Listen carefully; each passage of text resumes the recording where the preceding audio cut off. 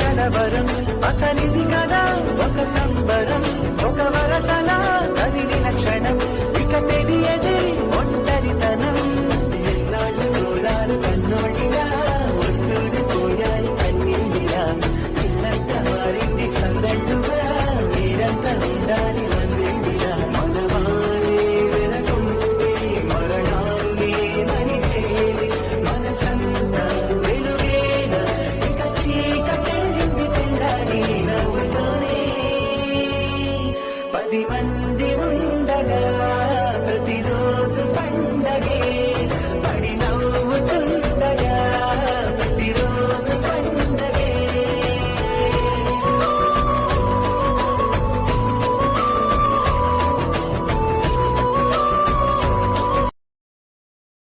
Download ShareChat.